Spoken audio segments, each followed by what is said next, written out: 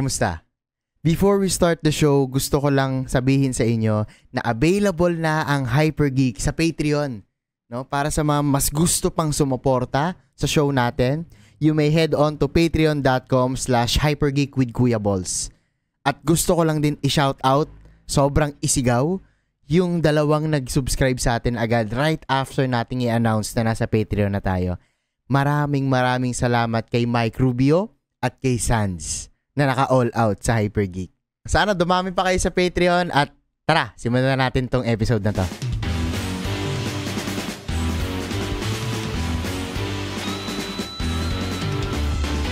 Welcome back to Hypergeek. I'm your host, Kuya Boss nga pala, and for this episode, gusto kong mapag-usapan natin itong pagkahaba-habang series na to. Yan. Context lang, no? Context lang mga tol. Kasi yung trigger ng episode na to ay dahil nalaro ko yung Yakuza Like a Dragon last month, no? Natapos ko na siya. And for the longest time, may mga talagang bumubudol sa atin para laruin tong series na to. Kasi maganda daw talaga, no? And nung nilabas yung The Man Who Erased His Name this week, no? This week nilabas siya. Talagang marapat lang, no? Saktong-sakto yung oras na to para magawa namin ng episode tong Yakuza na to, no? Yakuza series na to. Bakit series as a whole? Kasi feeling ko mabibitin kami pag inisa-isa namin yung yung mga game ng Yakuza, no? Kung merely sa story at sa gameplay mechanics lang, feeling ko magiging maikli yung storya. Kaya sa ngayon mga tol, nag-invite ako ng mga Kyodai.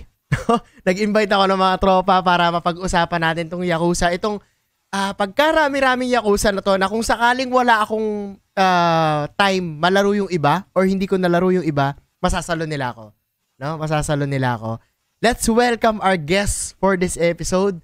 Nandito si RD, yan, si Jeff, at si Mako. Yan. Guys, welcome sa Hypergeek. Kamusta kayo? Yan. Hello. Nice lang. Yeah. What's up? Oo. Context lang mga tol, no? Kasi ito yung sila yung mga tropa natin kasama sa The Game Silog Show Nakama, no?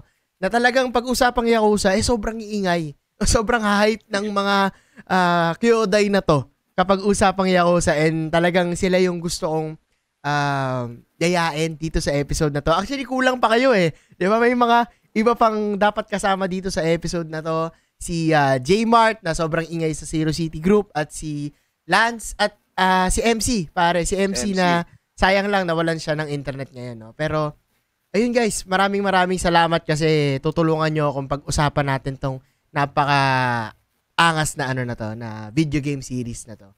Siguro simulan natin, pakilala kayo guys sa Hypergeek. Simulan ko kay RD, no? RD, ano yung, introduce mo naman yung sarili mo sa mga, sa Hypergeek. At the same time, banggitin mo sa kanila kung ano yung mga klase ng games na nilalaro mo. Ano yung mga tipo mong games. Yan. Nakakahiya naman to, may introduce yourself. Ba't may ganun? Syempre para makilala, kasi first time nyo sa sa Hypergeek. So para makilala din kayo ng ibang listeners natin, no? Ibang makikinig din. Yan. My name is ganun ba? Okay lang. Kahit wag mo nang banggitin yung last name mo, ganun. Gaano katagal ka na naglalaro? RD. So yan. Matagal na naglalaro, bata pa hanggang ngayon, kahit nagtatrabaho na, naglalaro pa. Yung mga hilig ko na games, isa yung Yakuza. Pero lately ko lang siya nahiligan. Basta yung mga single player mostly. Hindi ko na kaya kasi maglaro ng online tsaka yung mga super time sync na games. Kaya perfect yung Yakuza sa akin kasi hindi siya ganun kahaba, pero pwede yung pahabain kasi marami yung content niya. Tapos hindi yung parang nakakalula na open world. Sakto lang siya, hindi naman yung Kamurocho lang, pare. Sotenbori lang, ganyan. Jincho, gano'n. Okay na yun. Yun pa mostly sa akin, single player games yung mga hilig ko. Yun. Thank you. Ayan. Jeff, ikaw. Pakilala ka naman sa Hypergeek and kwentuhan mo kami kung ano ba yung mga games na hilig mo. Ay, si Jeff. Ako kasi Jeff. Yan. At tapos yung mga games na mga hilig ko is mga, same kay RD, mga RPG din, mga role-playing. Nahihilo na kasi ako sa mga mga fast pace eh. Saan to? Anong klaseng fast pace to? Devil May Cry ba to? Yung mga ganun. Sa sa Armored Core 6 nahihilo na ako eh. Ay, yung bago lang, yung Oo, Rubicon, yung no? Curse Yung of Rubicon. Rubicon. Oo. Ayun, tapos yung mga Yakuza parang telenovela yan eh. Yes. Para ka nanonood ng TV. Yun lang. Thank you, Jeff. Ayan, lastly, si si TL Maku. Maku, man. Yun. Good morning, o kaya good evening sa listeners. So, ano ba? Nag-start ako maglaro siguro mga around grade 5. Tapos, mostly talaga, mahilig ako sa mga RPG games. Okay. Nag-start ako, sa family computer. Tapos, nung lumipat kami, doon ko nahiligan yung PC. Kasi, iba't iba yung nilalaroan ko eh. Nagko-console ako, tapos handheld, tapos sa PC. Pero, nung high school ako, focus ako sa PC gaming noon. Okay. Diablo, mga ganun. Diablo, tapos level up games. Yan, Counter-Strike, Starcraft. So, yun. Tapos, nung nagka-work na, doon ako nag-start mahilig sa mga single-player games. So, doon na nag-start sa Final Fantasy. Tapos, Metal Gear. Pero yung nalaro ko Metal Gear, yung unang-una lang. Yun sa PS1 pa. Metal Gear Solid o yung Metal Gear sa... Okay. Yung una, yung Solid. Okay. Yung kasabayan nung Brave Musashi. Spencer Musashi. Yan. So, yun. Tapos, ano pa ba? Yun. Ngayon, mostly panay Dota lang ako. Dota at saka Baldur's Gate. Yan. Baldur's Gate 3. 3. Yan. Game of the Year. Game of the Year. Oo, Game of the Year kaya yan. Grabe. Yun. Yan? Kiniklaim ko na ngayon na Baldur's Gate yung mananalo. Okay. Ayan. Pag-usapan natin yan sa ibang episode kasi hindi ko pa yan nalaro pare, pero bidang-bida mo yan sa akin dahil merong dating simulation, tol. Kaya parang mala Persona 5, 'di ba? Nabanggit mo sa akin off stream, kaya ako tatry ko yan, no? Tatry ko yan kapag may time, pero feeling ko hindi ko na kaya within the year. And yan guys, kaya nang nabanggit ko kanina, nagkakilala kami dahil sa The Game Silog Show, no? And at the same time, pag nakikita-kita kami, talagang ito yung isa sa mga series na napag-uusapan namin, which is yung Yakuza series, no? Now, to jumpstart this episode, gusto ko kayong tanungin, ano ba yung origin story nyo sa Yakuza? No, paano kayo na-introduce dito, and at the same time, ano yung naging unang laro nyo dito sa Yakuza na to? Siguro simulan ko muna kay Jeff muna. Paano ka na-introduce dito, pare? Oo. Hindi ko alam paano pero basta ang unang-una ko talagang nalarong Yakuza yung Zero. Okay. Zero talaga ako nag-start Parang naghahanap ako ng mga games na nun. Tapos yun, trinay ko yung Yakuza. Okay. Click naman siya. Kasi hindi siya nakaka-boring Ang dami niyang mga pwedeng gawin. Kahit sa yung mga mini games, 'di ba? Oo. Kakanta ka, magbibideo ka. Ayan na. Oo. Pero pina-favorite ko dun yung magpatakbo ng cabaret Okay. Alam mo yung cabaret na yun, pre, sa Zero sa Zero hindi ko talaga siya naintindihan nung una kong nilaro siya. Na parang, paano ba to? Parang, kasi may part na kailangan mo siya talagang daanan, no? Part ng main quest. Pero after nun, para magiging side quest na lang siya. Hindi ko siya naintindihan, men. Mas naintindihan ko in a way, yung cabaret, dito na sa business naman sa Like a Dragon. Pero mamaya na yan. Sige. Tuloy mo yung kwento, pare. Ayun, tapos pag naglalaro ako ng ganun, siguro hindi mo na ako nag-main quest. Parang inuubos ko isang buong playthrough ko. Puro cabaret lang ako. Oh, ganun lang ako. Okay. Naghahanap ako ng mga hostess Hostess talaga? Okay. Hostess tawag doon, di ba? Enjoy. Oo. Ikaw, RD, paano ka na-introduce dito sa series na to? Sa Yakuza? Yakuza? Last year lang nag-start ng Yakuza. Okay. Last year lang. Kasi may may nakikita ko sa Facebook ata yun. Ah. Panay Yakuza na mga bigla sa Facebook kasi ang weird ng algorithm. Bigla na lang may lumalabas na kung ano-ano. Tapos, Okay. Yakuza. Tapos sabi ko, ano bang meron dito? Nag-start ako sa Kiwami. Okay. 1 o 2? 1. Kiwami. 1. Okay. One. Yun yung Yakuza 1, di ba? Yakuza 1 na, ano ba, ni-remake ba or ni-remaster? Tama ba? Parang remake. Remake na, no? Oo. Kasi bagong engine na yun eh. Okay. Yun. Last year, nag-start ako ng, bago ko umalis uli ng bansa, tinapos ko yung 1 tsaka 2. Okay. Tapos sa barko, tinapos ko yung 3, 4, 5, 6, 7, 0. Para kumpleto mo. Grabe. Oh my God. Okay. Natsaga mo yung Okay. Natsaga mo yung 3, 4, 5. Grabe. Nasa barko kasi. Tapos yung ko na lang yung sa PS3, yung Yakuza Dead Souls. Pero ano yun eh, spin-off kasi yun. Okay. May mga zombie. Hindi na port yun eh. Rare. Ang mahal nung game na yun, rare kasi. 3K. 3K yung isang game. So, baka sunod ko palaruin yun. Tapos yun, hanggang ngayon, nag-guide din naman ako yung The Man Who Erased His Name. So, Uy! Yoryu. Ang lupit. Ikaw pala kata ang nakakapaglaro sa ngayon. I think sa atin, na latest. Sa Man Who Erased His Name. No? So, bumili ka pa ng pre. Anong tawag doon? Limited edition ba yon? Yung may mag na dragon? Ayun, no?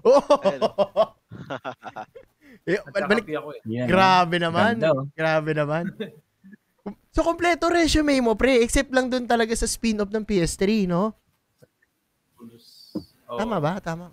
Yan. Yung mga main game lang. Kasi meron pang iba na yung may Fist of the North Star, may Yakuza din doon, pero hindi ko na alam. Ano yung DLC ng Fist of the North Star? Oo. Hindi, rin siya RGG Studios, pero hindi siya yung sa Yakuza World talaga. Parang may mga Yakuza na characters lang ata doon. Hindi ko rin sure eh. Parang ginawa nila sa Ishin, di ba? Oh. Ganun yung ginawa nila sa Ishin eh. Hindi naman sila yung characters nun, pero ginawa nilang model sila Kiryu. Kinuha lang yung mga characters, no? Pero iba talaga yung setting. Hindi siya related sa pinaka main story nung Yakuza. Yun.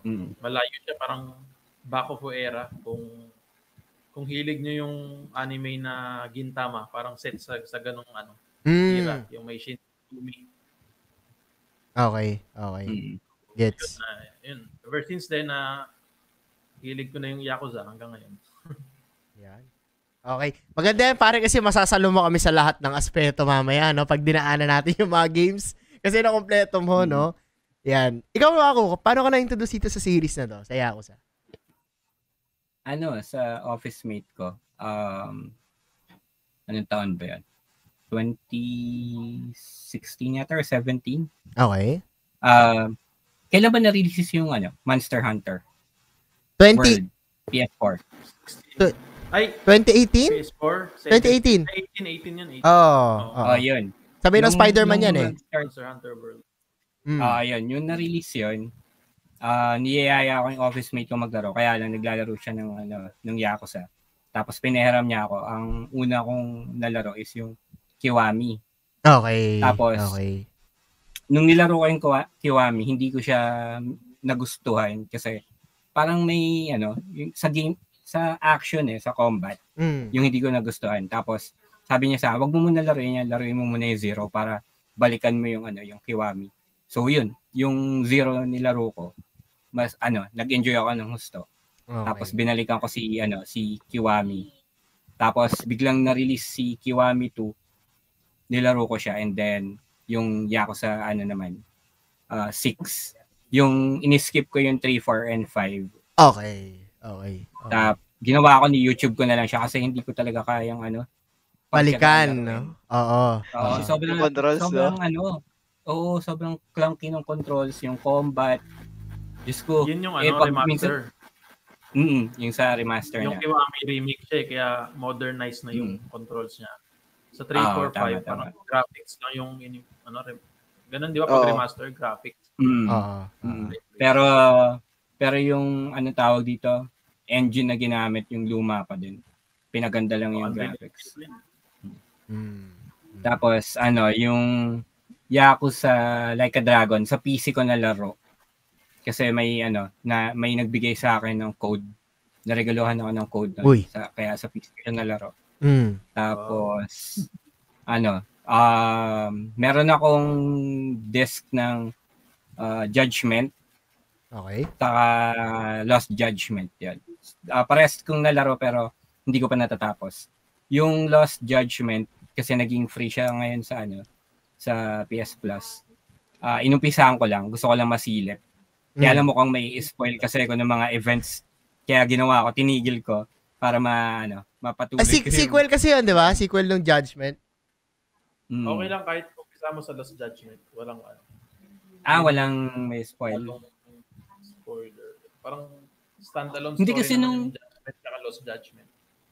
May kasi may part doon, parang nagbigay sila ng summary ng nangyari sa unang Judgment. So, parang the story so bigla far, no? Oo. In-stop ko agad. Malalaman yung story doon. Hindi naman masasabi yung twist, gano'n. Hindi naman.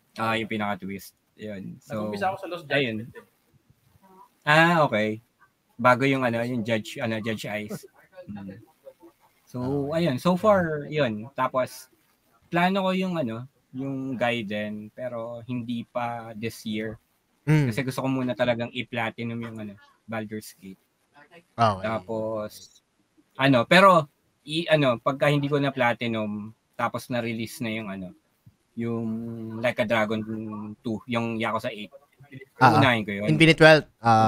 Kasi, when it comes to the origin story naman ng Yakuza, no, dito sa part ko, alam mo, naririnig ko lang to before doon sa tambalan ni Jazz tsaka ni Del before sa Game Silog Show, no, sa TGS. Kasi, kung si Jazz, palagi niyang binibida nun, Persona series, si Del naman, ang counterpart niya, ay Yakuza series. Yeah.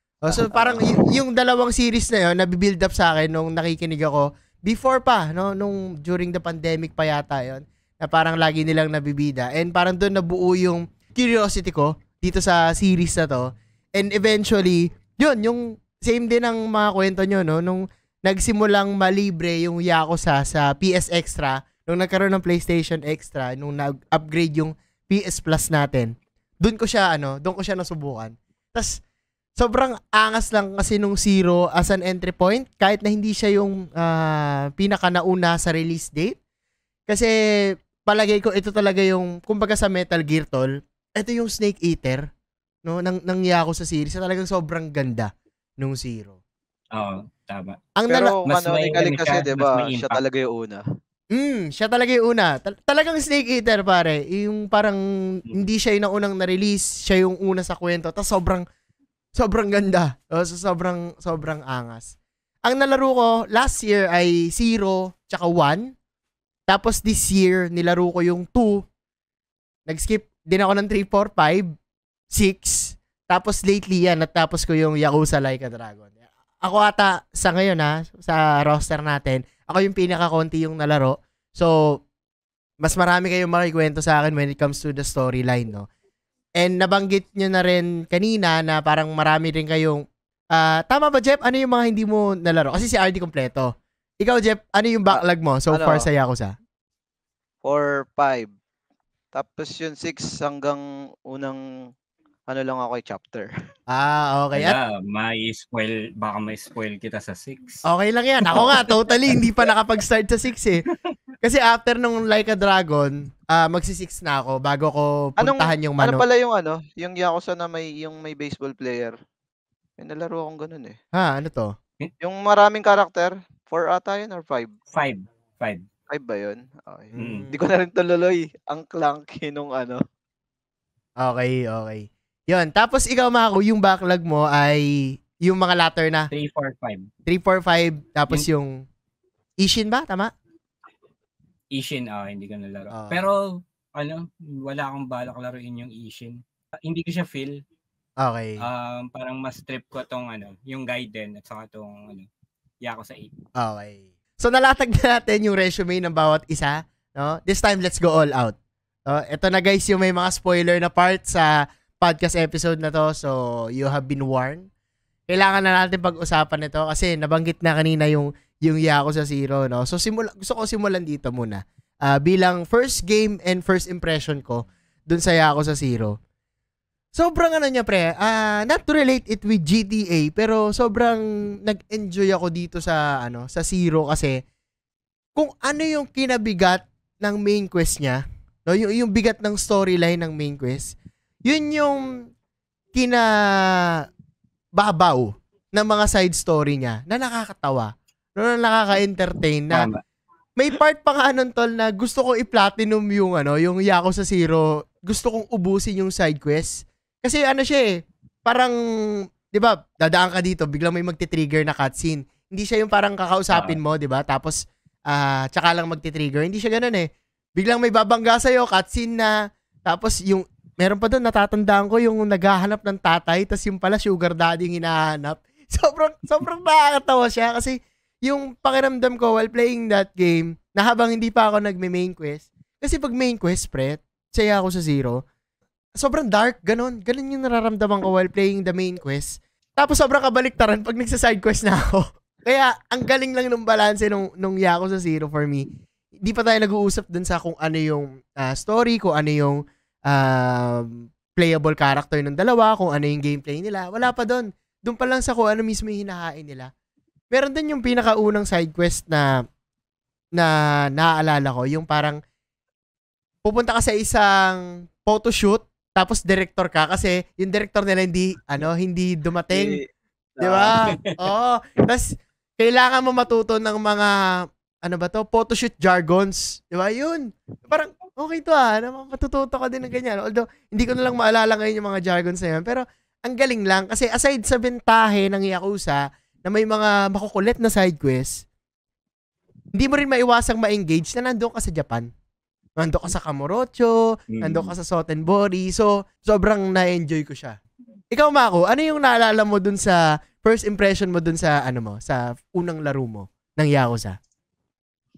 Yung sa Kiwami. Yun nga, medyo hindi ako nag-enjoy nung time na yun kasi medyo na distracted ka. Din ako sa control. Ay, okay. Sa control. Okay. Yung controls nun. Tapos pinatry nga sa akin yung 0 kasi para sa akin tsatsagain ko yung game as long as maganda yung story. So sa Kiwami kasi parang medyo mabagal yung build up 'Di ba? Yung una nun. So ginawa ko, sige, hindi ko tinapos yung first part ng ng Kiwami. Nag-0 ako. Nung una sa 0, medyo nag-aalangan din ako kasi wala yung first quest, find the phone. So, tanginang quest 2, find the phone ng wala. Tapos, ayun, para lang mag-save, di ba? Tapos, pagkatapos nun, nung ginapang ko yun kasi gusto kong makita kung saan ako dadali ng story. Grabe, nung dinala na ako kay Kuze, doon na nag-pick yung interest ko. Talagang sabi ko, ay, maganda tong game na to. Okay. Yun yung kamukha ng artistang Pilipino no? Oo. Sino nga uli yung naunang Agent X44. Hindi si Bong Navarro Hindi si Bong, yung nauna. Nakalimutan ko yung pangalan Yun yung unang boss fight, 'di ba? Yung parang aakitin mo siya dun sa pinakatuktok nung base nila, nuts nakaupo siyang ganun. Oo. Yan. Astig yung yung nasa CR na fight na laban. Oo. Grabe. Yung may makulit dun yung binato mo sa bintana, di ba? Yung pabalik-balik. Ilang beses mo na sa bintana. Nung naglalaro kay Kiryu, okay siya. Pero nung napunta na ako dun sa part na inintroduce si Majima, pare, sobrang angas, tol.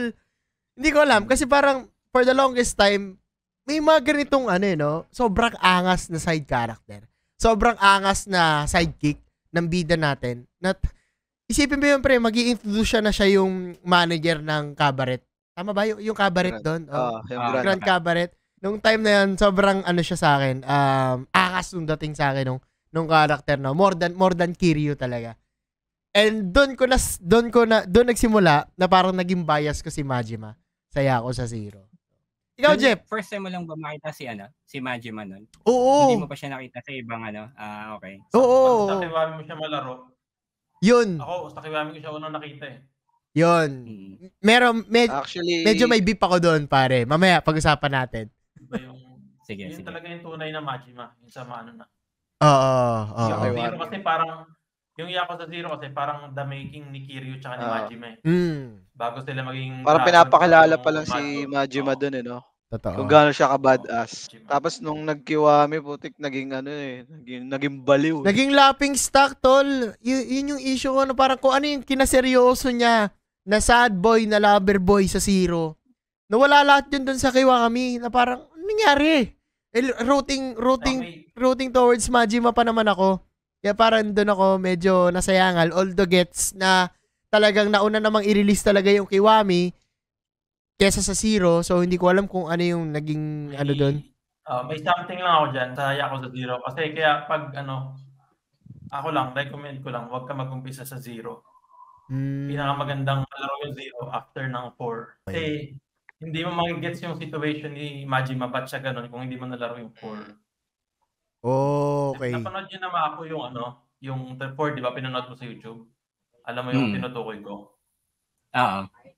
May situation si Majima kung bakit siya ganun kaseryoso. Tapos kung bakit siya nagkaganon sa Kiwami. Yun. Kaya... parang iniipit-ipit pa siya dun eh. Oo. Ayoko i-spoil agad eh. Hindi, pare. Curious na ako. Nasa all out naman na tayo na part eh. Yung YouTube din niya yun. Oo. Ano ba yun? Ano bang nangyari kay Majima sa 4? Kasi feeling ko hindi ko rin siya malalaro eh. Ikwento mo na sa amin. So, sa Yakuza 4 kasi, malaki yung part ni Majima. Nung pinakita si Majima sa Like a Dragon, kilala mo yung kasama niya, yung kalbo. Hindi ko maalala. Diba? Hindi yung naka-jacket, 'di ba? Hindi si Yun. Kasama ni Daigo.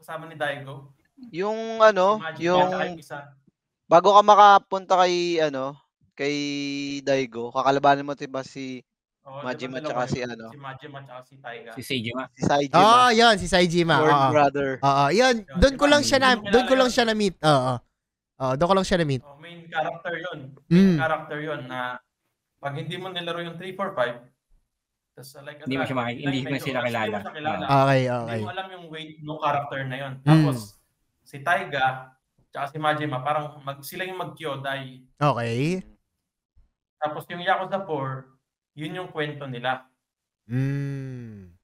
Tapos yung nangyari na yun, may past kasi na part dun sa Yakuza 4. Yung nangyari dun sa Yakuza 4, ang naging consequence nun, yung situation ni Majima sa Yakuza 0. Kung bakit siya isa lang yung mata niya, yung ganon. Okay. Ayoko muna i-spoil kasi... Hindi, okay lang. Kasi nabanggit naman din yun sa 0 di ba? Kung bakit nawalan siya ng mata. Yung nakidnap kasi siya.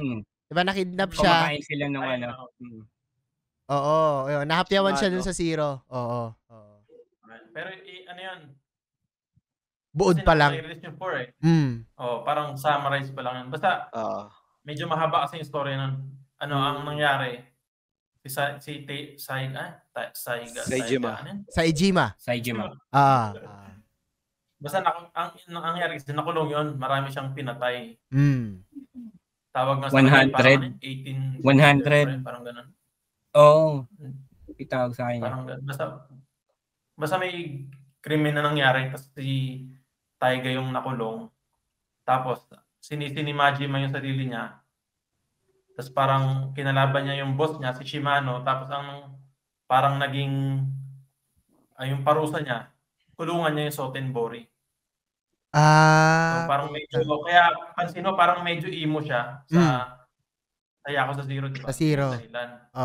Sinisisi niya yung sarili niya sa nangyari kay Taiga. So, yun yung yun yung palagi niya binabanggit na a debt to be repaid. Parang ganun. Di ba? Kaya hindi siya makapalag dun sa manager niya. Gets? Natandaan ko. Tama. Yun yung medyo mahabang story kasi hindi ko na rin ma-explain lahat. Okay, gets. Ito yung gusto kong itanong, pre, since na kay na tayo, na kay Majima tayo. Hindi ko alam kung retcon lang kasi, pero bakit naging ganon kabaliw si Majima sa Kiwami 1 and 2 sa perspective ni Kiryu? Na parang gustong-gusto niya laging banatan si Kiryu. May explanation ba doon? O talagang yun lang yung character niya before 0 and before 4? Yakuza 4. Di ba? Parang ang layo kasi ng character niya eh. From 0 to 1. Kailan ba nagkaroon ng posisyon si Majima sa ano? Sa Pagkatapos ng 0. Tojo. Pagkatapos ng 0, di ba? Naging captain siya ni Shimano. Doon siya tinawag na Mad Dog eh. Oo. Mad Dog pa, no? Mas lumala lang after nung 0. Yung nagpagupit na siya. Oo. Medyo pabaliw-baliw na siya. Ayun. Oo, yun. Totoo. Nagpagupit na siya. Yung lagi nag-aabang sa ano, no? Sa sewer. Putang ina, nagmamahal sa sewer, sa bubong, nagdi-disguise sa pulis. Tangina, hindi gagawin ng long hair Majima yun, Kaya pare. meron pa doon yung mga yung mga zombie pa siya. Yung dancer na zombie. So, parang naging laughing stock siya for me, and as a fan of Majima from 0, parang na out of character lang ako kasi rooting forward to talaga ako Majima eh. Doon kay Makimura Makoto, yung kwento nila doon, ano nangyari doon, and kung paano niya yun itutuloy moving forward. Doon ako medyo nawalan ng context pa sa Kiwami kasi parang nag-focus na nga dito kay Kiryu bilang protagonist. Pero grabe rin yung sacrifices ni Majima at saka naitulong niya sa ano. Oo. Sa tsaka ang ganda nung concept nung nung yung lalabas-labas si Majima kasi 'di ba syempre nakulong si Kiryu. Pumurol siya. Tapos parang iti-training siya ni Majima para bumalik yung dating Dragon of Dojima talaga. Yun naman yung naging magandang parte nung ginawa niya na parang at the end of the day, gusto pa rin yan tulungan si Dragon of Dojima. Parang yun nga yung nung nakita sila, 'di ba, nung short hair na siya, parang ang banggit niya or ang bati niya kay Kiryu. Ganun, parang yung open hands na nakangiti siya, 'di ba? Parang ganun. Kiryu-chan. Kiryu-chan. Yun naman yung nakakatuwa doon, no? Kasi in a way, game mechanic din siya na kahit Dragon of Dojima ka, kailangan mo uli magsimula sa simula, no, bilang brawler, tapos eventually ma-unlock mo ulit yung ibang mga klase ng fighting stance ni Kiryu. Yun. Grabe. Pero may nakapag-unlock ba sa inyo sa 0 nung mga nila? Yung secret, yung yung secret nila, fighting style. Ako na-unlock yung Muntikan ko na ma-unlock yung kay Majima eh. Bakit muntikan? Di ba? Hindi ko na tinapos. Tapos yung kabaret eh. Sa kabaret. Kakabaret ko. Side quest yan. Siguro itawid na natin dito, no? Kasi napag-uusapan na natin. Ito yung so far, hindi ko pa nagagawa kasi talagang focus ako sa main story. Yung replayability, lalo na dun sa part na sobrang grindy.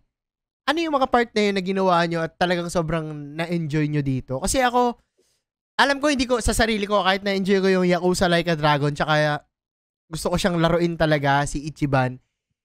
Alam ko hindi ko kayang talunin yung yung tower, yung true tower o Millennium Tower na yung dulo parang makakalaban mo mga shadow ni Kiryu tsaka nila Majima na parang sinasamon. Nakita ko kasi yun sa sa isang playthrough na parang yun daw yung pinakamahirap kasi kapag natalo ka doon, ulit ka sa I think sa simula. Oo, sa baba and di pwede mag-save.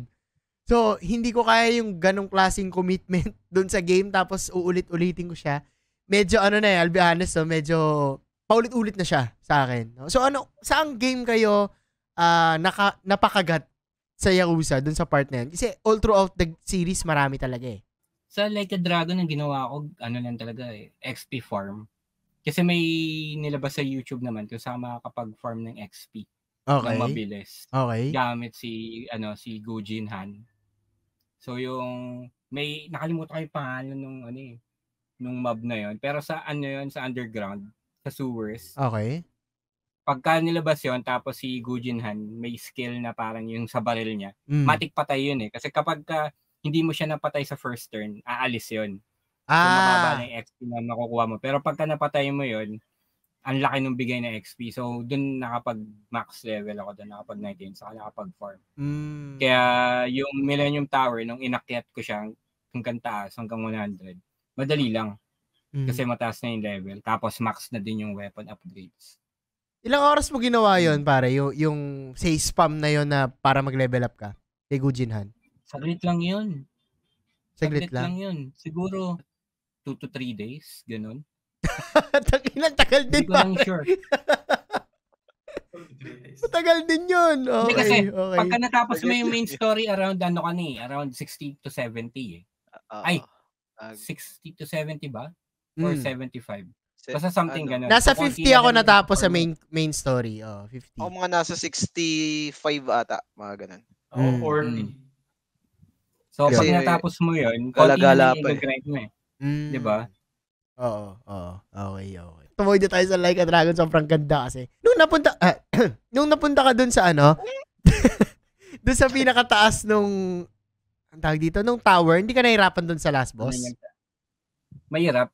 Nakailang ulit din ako, pero hindi siya ganun kahirap na Kasi kapag ka max level kayo, wala na yung mga one-hit mechanic nila eh.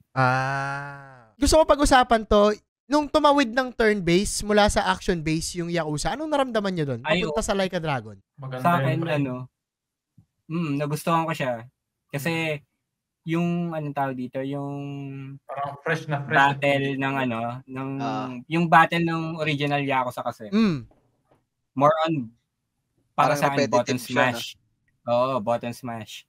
And then, ito, since mahilig tayo sa RPG, tapos ginawa nilang turn-based na ganyan. Wala, sobrang enjoy. Mas nag-enjoy ako. Totoo. Siguro bato ko muna yung sa akin kasi ito yung isang parang game breaker sa akin nung time na yun, no? Nung nag-Like a Dragon ako. Kasi ang sarap naman talaga mambugbog. Yakuza 0, Kiwami 1, Kiwami 2. Sarap mambugbog eh. Square, di ba? Nung nag-Like a Dragon, naging hesitant ako kung mag-work ba siya kasi ba't naging turn-based yung bugbugan. No? Pero nung latter part na nung laro, I can say na bumagay siya. Bumagay siya sa akin kasi in a way may sarili siyang identity, no? Kahit Yakuza siya na turn-based, nagkaroon siya ng sarili niyang flavor na hindi ganun ka-awkward. For me, hindi siya ganun naging ka-awkward. Naging enjoy pa rin yung paglalaro ko sa kanya. Yun. Ikaw, Jeff, anong naramdaman mo nung nagpalit sila ng turn-based? Sa akin, okay sa akin yung nagpalit na sila ng turn-based. Kasi parang pag nasanay ka sa button smash nung 1, 2, mga ganun, diba? Pagdating mo ng Like a Dragon, parang bagong na naman siya, mechanics. Kumbaga, breath of fresh air na sa kanila kasi na siya turn-based na siya eh. Hindi na siya yung parang pipindot-pindot ka na lang. Tsaka, pwede mong, pag naglaban na kayo, pwede mong iwan yung controller mo eh, pag inuutosan ako. Oo. Kasi may siya, auto-attack. Parang sa Persona din, may ganun. May ganun. Ganda. Ikaw, RD, ano na-feel mo dun? Sa akin, ang ganda talaga kasi nilaro ko yung Like a Dragon. Pagkatapos ng 0 hanggang 6. Natanggal umay mo. Bagong-bago talaga. Pero, parang, di ba yung kay Kiryu kasi button smash, di ba? Siguro pag nalaro niyo yung Yakuza 3, hindi kayo makakapag-button smash. Okay. Hindi makakombo dun eh, putik yan. Laging naka-guard yung kalaban. Mahirap. Tapos, yung lipad pa ng mga kalaban dun, grabe. Grabe yung lad na yan, nabaliw ako dyan, lalo na yung nilabas nila yung pound mates. Pound mates, no? Kahit yung alimasag ba yun? Merong lobster, yung lobster. Pangalan ng nanay ko yun. The best, doon. Ano pangalan nun? Nancy. Si Nancy. Sabi ng kapatid ko, Kuya, kapangalan ni mama, yung lobster. Ito yung katarantaduhan ng Yakuza na fresh pa sa akin, no? Parang sabi nung homeless guy, hanapin mo yun, tropa ko yun, parang kaibigan ko yun.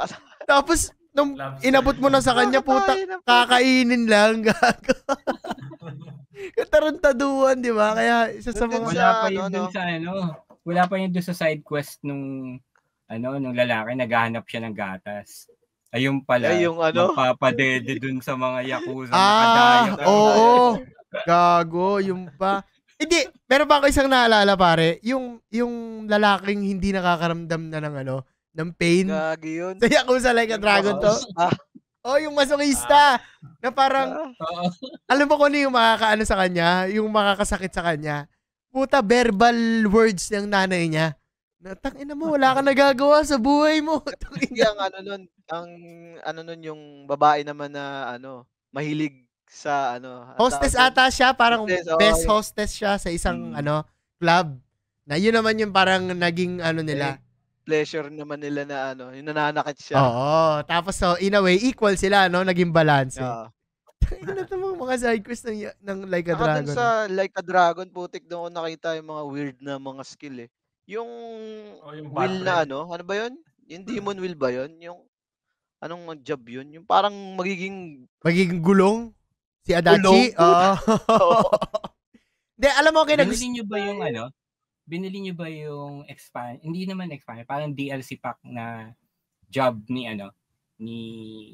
job nila na pwedeng kunin yung gitarista. Yung rockista si parang yung demon, parang rocker, yung rocker siya.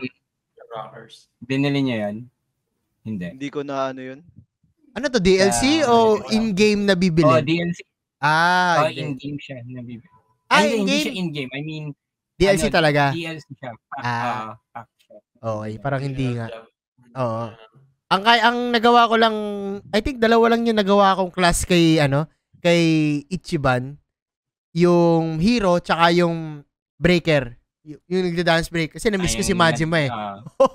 In-equip ko sa kanya. Tapos yung kinalaban ko na si Majima, hindi nag-work pare. Parang may mali. Tapos yung pala, yung mga essential niya na skill, nasa hero talaga. Parang yun talaga yung isa sa mga the best doon na Teka, ang layo ng tinalo natin, no? From Yakuza Like a Dragon to Zero, na iwanan natin yung iba. Pero, across dito sa ibang mga Yakuza game na to, talagang may ganong may ganong klaseng vibe na i-grind mo talaga. Diba? And merong mga secret bosses, lalo kapag, doon sa Zero, I think meron din eh. Yung kapag naabot mo yung certain part ng laro, may isang secret boss ka na ma-unlock na may trophy. May trophy yun na parang may isang tao na recurring na parang pag nasa endgame ka lagi ng Yakuza, siya yung makakalaban mo. Nakalimutan ko yung pangalan eh. Pero lagi may ganon. Lagi may isang tao na recurring na parang essential siya sa platinum trophy din. Na hindi ko nagawa sa Zero. Natandaan niyo ba yung pangalan nun? Meron yun eh. Parang, ang natatandaan ko lang, makakalaban mo dun si Goda. Bata pa siya nun eh. Yun ba yun? Yung Goda? Si Ryuji. Hindi Ryuji Goda. Pero meron 'di ba? Pero yung parang pa-endgame na may I think yun din yung naging game mechanic doon sa Millennium Tower sa Yakuza Like a Dragon naman doon sa pinakataas. No? Kasi parang quote-unquote Easter egg character yung mga ganun eh, yung hindi naman meant talaga makita kung hindi mo i-grind. No? Pero super na-enjoy ko din kasi yung Like a Dragon pre, lalo na nung ang pinaka-hook punch sa akin yan. Nung hinugot niya yung baseball bat, putang ina to reference, tol. Yung parang, biglang kumidlat yung baseball. Tangin ano to, gago. Kakaiba na naman to nangyayari. Akala ko nga, tapos katabilang nung Arthur eh. Diba? Katabilang nung umiihi dun sa no? Oo. Doon sa gilid ng yung nagji-jingle na parang side quest. Pipili ka pa kung yung may apat doon. Di ko alam kung nag-judgeable ata yung isa doon. Yung isa naging isda. Diba? Nagtatransform yung mga kalaban niya. Oo. Hindi na tao, parang nagiging naka-costume. Kasi yun nga yung epekto sa kanya ng Dragon Quest. Yung kinaganda rin kasi ng Yakuza Like a Dragon, pre. Medyo parang kahit na Yakuza siya, pinipilit niyang maging Final Fantasy. Parang gano'n. Diba? In a way, yung mga magic nila, yung mga atake nila, realistic. No, realistic. Yung isa, paano ka ba talaga makakapag-produce ng apoy? Di lighter, diba? Yung kay Nanba. Tapos yung tank, literal na police enforcement na may shield. Diba? Ganun yung parang sobrang realistic yung kalapate. Niya. Na-apply niya yung tatapo ka ng pagkain. Oo. Home Alone shit. Home Alone shit yun, pare. Yung mga ganon, na parang si Nanba kasi yung parang magician talaga nila, di ba? Parang wizard type. Oo. Si Adachi, Paborito ko sa kanya doon yung yung tank. bad breath. Oo. Yun naman. Minus yung Ay, Kuya Balls, may tatanong ako. Totoong poison, di ba? Ano yan? Yung anong lineup mo? Yung lineup mo na lang, yung lineup mo dun sa Like a Dragon. Lineup ko, actually yung yung apat na bida talaga. Yung naunang bida. Si Nanba. Ano bang name Tapos ng babae? si Nakalimutan ko talaga eh. Pero, siya yung dun parang fan service. Parang Lucy ng Fairy Tail dun na yung mga skill niya, di ba? Hindi yun ginagawa ni Eri eh. Pansinin niyo, wala yung konting paakit. Yung biglang madadapa. Walang ganong skill si Eri kasi si Eri, siya, wholesome na elegant na babae. Office girl yun Office girl, pare. Yun. Yung ba yung may sa may namatay, yung siya yung may kapatid na nagtatrabaho. Yun, si Seiko. Yun. Tapos si Adachi tsaka si Ichiban. Si Junggi-han, tama ba? Junggi-han? Jungji-hon. Yun. Hindi ko siya bihira ko siya magamit kasi puro single lang siya eh, single attack lang siya. Wala siyang AOE. Latter part na ng game. Meron siyang ang lakas ng AOE nun. Yung scatter ng barrel, di ba? Latter part mo na kasi siya ma-unlock eh. Oo. Yung sa una, isa lang yung pwede niya mabarel. Grabe, alam mo ba yung backstory niya ni Junggi-han? Oh, yung siya, di ba? Yung may kamukha siya. Oo. Kaya ako sa 6. Oo. Kaya nga nagulat si lumabas siya sa Kiryu, nasa siya. Ano tawag dito? Nasa 6. I think sa 3 din. Pati sa 2. Siya eh. Korean Mafia. Yan. Korean Mafia siya. Jingwon. Lahat ng generation may hindi pwedeng walang may itsurang or may kamukha Jingguhan. Kasi parang siya, body double nung pinaka head or pinaka leader ng Korean Mafia. Oo. So walang nakakaalam ngayon kung nasaan na yung pinaka-head or pinaka-leader. Kasi ang daming body double. So hindi alam ni Kiryu kasi napatay na niya yun eh. Napatay niya siya before. Tapos nagulat siya pagdating sa lad nandun. Tapos in-explain naman yata. Na-explain ba? Double na lang. Body double. Parang diba yun nga pero di ba na-explain niya? Yung dilemma niya sa laro, di ba, na patay na yung original. Pero sila, naka-scatter pa din.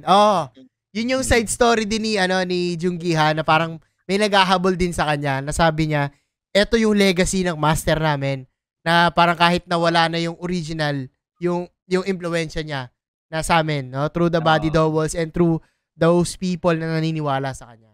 Eto guys hindi ko alam kung napansin nyo to. Tawid ko lang sa ending since sa pag-uusapan natin yung Like a Dragon. Eto yung kauna-unahang Yakuza na merong English dub. English dub. And I'll be honest guys. Judgment ba? Hindi, when it comes to sa Yakuza pare. Sa Yakuza series. Yakuza. Oo. Sa Yakuza lang. Ito yung pinakauna. Tapos, nung napansin ko yung ending pre, magkaiba siya. Magkaiba, no? Kasi nung kausap niya na si Ryo Aoki, doon sa English dub, which is yun yung parang una kong playthrough. Ang sabi niya doon, kailan ba, non-verbatim na, Tagalogin ko, kailan ba papasok sa kokote mo na kapatid kita at mahal kita at ayokong mawala ka. Huwag mo naman sanang hayaang makita ko na patayin ng sarili kong kapatid yung sarili niya. Yun yung binanggit niya dun sa sa English dub. Pero dun sa Japanese dub, ang binanggit niya, tangina parang I love you man and don't you see it? Please. Parang please kasi yung please ng 'di ba ng Japanese talagang maantig ka eh, 'di ba? Parang ganun yung pagkakaatake nila. Magkaiba sinabi pero mahahabag ka. Ang galing kung maisa-search siya after this show. Makikita nyo na magkaiba yung magkaiba yung delivery nila pero ang galing ng atake. Ang galing.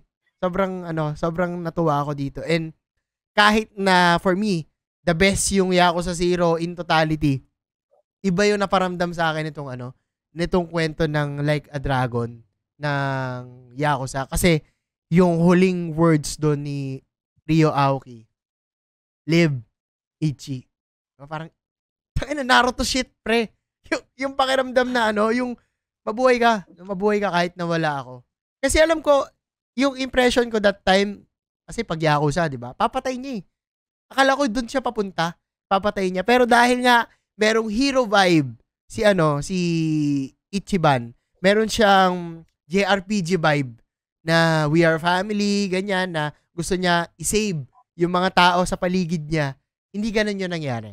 No? It's a fresh take for me, na kahit Yakuza siya, naging ganun yung atake niya, no? Mala anime style yung atake niya. Kaya sobra siyang nag-work sa akin. Nagustuhan ko yung story nun. Kayo guys, ano yung thoughts niya sa ending ng Like a Dragon? Ikaw, Ardy. Sa Like a Dragon sa akin, maganda. I mean, totally, maganda talaga yung Like a Dragon. Kwento, twist. Yung ending, parang nabitil ako. Saan banda? Yung sa ending nila nung kay Aoki, okay naman. Pero yung sa ending, yung sa libing na, yung nilibing na. Oo. Kala ko talaga, parang magkakampi si Kiryu tsaka si, si Daigo, parang sasama siya kay Daigo, parang Avengers Assemble na sila, parang ganun ba? Okay. Kaso parang humiwalay pa rin sila, parang may something na bitin, parang kulang ako eh. Oo. Masasagot sa Yakuza 8. Ayun! Kaya ang question ko naman, ano nangyari doon kay Kumi? 'Di ba pagka niya, parang di ko na nasundan eh. Di ba umalis lang sila? Kay, parang 'di ba pagka-saksak niya tapos umalis lang siya. Oo, umalis lang. Doon, parang wala lang. Yun yung nakakatarantado pare kasi yung mensahe din nung game, 'di ba? Kung sino pa yung righteous, kung sino pa yung maayos, siya pa yung tangina may dark agenda. Oo. Kaya sobrang nakakagago yun na parang bakit hinayaan lang nila. And hindi ko alam kung napansin nyo, yung similarity ng pagtakbo ni Patriarch, yung tatay ni Ichiban, at yung paraan niya rin. Oo. Yung paraan din ni Ichiban ng pagtakbo nung ililigtas niya na si Aoki. Pareho. Yung palabas dun sa locker, diba? Yung mga coin baby. Mga coin baby. Coin locker baby. Ang nasa kabila, no? Nasa kabila lang pala yung totoong hire ng Arakawa family. So, imagine niya yung sobrang lupit nung nung plot twist na yun, pare. Kahit ako mismo hindi ko siya na-foresee nung time na yun. Na-expect ko. Grabe, galing. Ganda nung Yakuza Like a Dragon. Kung nabanggit ko kanina na ang best boy ko ay si Majima. Nung nalaro ko yung Like a Dragon, pare, naging Ichiban. So, looking forward ako sa magiging kwento ni Ichiban. No? And dito rin talaga, 'di ba? Nabanggit ko kanina na hindi ko nalaro yung 3, 4, 5 and 6. Nung lumabas dito si Kiryu, kasi parang hinted naman sa akin nung pinigilan niyo ako before. Kuya Balls, wag mo muna laruin yung Like a Dragon, magkiwami ka muna. After ko dun sa 0, pinipigilan niyo ako kasi may mga lalabas na character. So parang medyo gets na alam kong main character yung lalabas. Pero nung lumabas si Kiryu, tapos may nagtanong sa kanya na, "Hoy, saan mo nadampot yan?" Tapos sabi nung patriarch doon, hindi ko alam kung si Doji may nagsasalita. Ay, hindi ko alam. Inarkila ko lang yan. Wala nga yung pangalan. Putang ina, pare. Si Watase yun. Yun na. Oo. Yun yung trigger point sa akin. Putang ina, the man who erased his name. Bakit? Yun agad. Ganun na nga siya ng na-attire no? Napang ganun na. Yun na yung tanong sa akin. Oo. Yun na yung tanong sa akin na bakit nawala yung pangalan niya? Bakit ganun yung nangyari? So, curious akong balikan yung 6 kasi alam mo tol yung katunog sa akin ng alam mo yung katunog sa akin ng The Man Who Erased His Name? The Man Who Sold the World. Kilala niyo yun? Metal Gear. Snake, pare. Metal Gear. hindi ko siya maiwasang hindi ihambing kasi utang ina ganun kabigat yung yung gravitas sa akin nung salitang A Man Who Erased His Name. Ano ba yung ginawa ni Kiryu sa 6? Bakit kinailangan niyang tanggalin yung pangalan niya? yung Dragon of Dojima na yon. Doon ako sobrang Yun yung na-curious, ano, pre. pare. Pre, pag nilaro mo Yung- yung 3, 4, 5, yun yung parang pinakakwento. Mm. Kung bakit, yun yung pinoprotektahan niya kung bakit kailangan niyang mawala. Oo. Yeah, sobrang... I-spoil ko ba sa'yo? Actually, may ano ko eh. May... Lalaroin daw niya yung 6 eh. Lalaroin daw niya eh. Oo. Laro yung 6, hindi ko na-spoil. Actually, okay Kala ko lang naman. 3, 4, Meron 5 akong idea eh. Siguro dahil dun sa bata, hindi ko sure kung yun talaga. Pero feeling ko malaki yung impacto nun. Pero, Hindi kasi 'di ba si Kiryu meron siyang parang Orphanage. bahay para may orphanage. siya. Orphanage. So, So, yun. nag-start yung orphanage na yan. So yun pinoprotektahan ni Kiryu kasi dahil sa tie-up ng orphanage na yun sa Yakuza, masyadong na-highlight sila sa social media na itong mga bata Nangyari pa nito ng mga Nangyari pa yung Yakuza 5. oo. Yun. So ganun. Nabanggit, sorry, tangin naman. Umakat yung boses ko. Nabanggit kasi din dun sa Yakuza Like a Dragon na parang, sino ka ba talaga? Sabi ni Ichiban. Bakit mo kami tinutulungan at bakit hindi ka tumulong ng gusto? Diba? Bakit hindi mo kami tuluyang tulungan? Nabanggit din ni Kiryu na parang hanggang dito lang yung kaya ko. Kasi kapag nagpakilala ko, I'll be on the grid again. Diba? Yun yung bilanggit niya na parang hindi pwedeng mangyari. Hanggang dito lang yung kaya ko itulong. So, doon na-pick yung curiosity ko, pare, na puta, anong ginawa ni Kiryu? Ano yung nangyari doon sa 6? And ano yung nangyari or mangyayari dito sa game na nilabas last week? Yung The Man Who Erased. Masasagot ni RD. Masasagot Masasagot ni RD yan. Tapos mo na, RD. Hindi pa, inumpisa. May share lang ako sa umpisa ng Gaiden. Mm. Yung start ng sige. Gaiden, yung, alam niyo yung nagising si Ichiban sa Ijincho, yung binaril siya, di ba? Sa basurahan siya. Iniligtas Yun siya yung ni start Nanda. ng Gaiden. Ayos Okay. So, Parang umpisa nakita pa lang yung yun, tama yun. Parang fresh pa lang siya sa Kasi- Ijincho nun, Kasi 'di ba ang nangyari sa 6, yung huling ulit sa 6 is iniwan na niya yung 'di ba? Iniwan na niya sila, ano pangalan? Nakipag-deal siya dun sa yung kausap niyang lalaki, di ba? Oo. Para Tapos iniwan na nga niya sila Haruka, 'di ba? Haruka, Iniwan na niya. oo, parang spoil ko ba ako yung Sige. Go. Sige. So yung deal kasi doon sa ending ng 6, may nasangkot kasi si Kiryu sa parang political shit na eh. Okay. Sabi ng May agenda na, no? Oo. high in hierarchy na gano'n. Mm. So, ang gusto nung parang politician na yon, parang NDA, non-disclosure, binabayaran si Kiryu. Ayaw ni Kiryu kunin yung pera. Tapos nag-suggest siya, hindi ko sasabihin yan. So, ang gagawin ko, yung death certificate. Okay. Parang mawawala na ako sa off the grid na. Okay. Parang pepekein niya yung niya. O protektahan niya yung orphanage. Yun. Kaya siya nawala. Okay. So dahil talaga dun sa sa orphanage yung pinaka-konteksto nung The Man Who Erased His Name. Pero kasi isipin mo, 'di ba, yun yung protagonist natin tapos biglang nagtago sa mundo. Kaya sobrang ang dami yang hindi naniniwala si investigator na yun. dati Si ba? Dati. Oo, si dati. Oo. Na agad siya naginala agad siya na parang Wala kasing napaka-imposible. katawan no? Hindi nakikita. Walang katawan Parang yung Kaya, may yun ang sabi. sa Like a Dragon, Kuya Balls, nung nagkita sila ni Majima, sabi ni Majima, sabi ko na hindi ka namatay. Parang I told you so, di ba? Ganun yung sinasabi niya. Hindi siya naniwala. Lupit lang, no?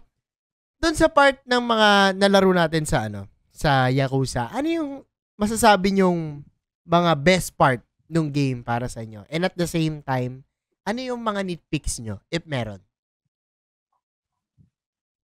Ako muna, pre. Sige. Sige, go. So, yung unahin ko muna yung side quest, yung pinaka-paborito kong side quest siguro. Okay. Hindi ko matandaan ko sa Kiwami or Kiwami 2 eh. Yung pag pumunta ka sa park, may banyo. Para alam ko na yan. Tapos kakatukin mo, pre, anong problema? Kumain ako kaso walang Oo. tissue. Yung ginawa kang errand boy. Tapos ang quest mo, kumuha ng tissue. Pocket tissues. Oo.